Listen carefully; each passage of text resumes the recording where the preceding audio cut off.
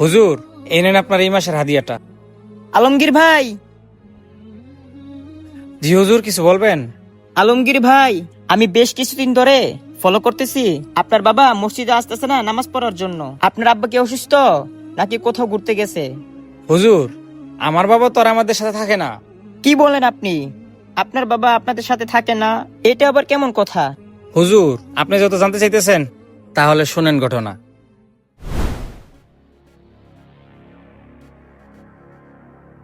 ওই খারু, লাইনে রাখ রাখ এখানে। খারুল, আয় আয়, আমরা জায়গা থাকো কেনে পুরা।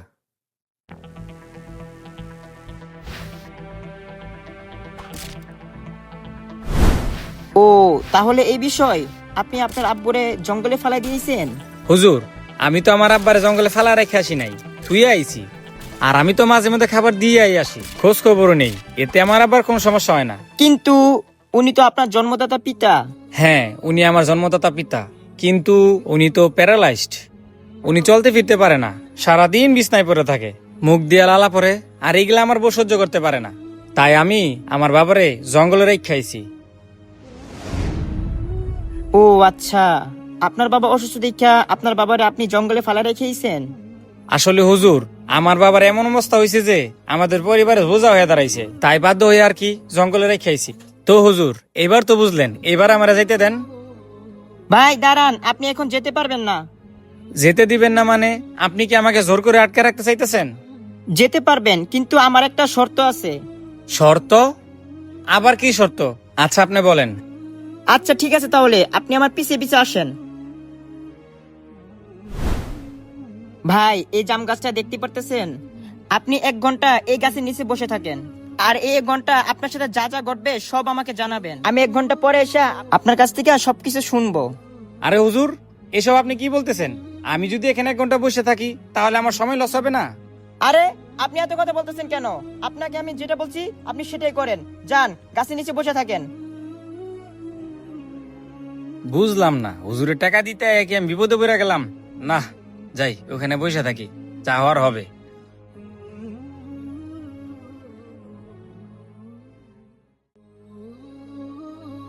না, সময়ই যাইতেছে না, কি যে করমু।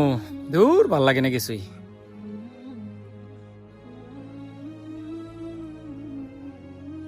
এ ভাই, হ্যাঁ?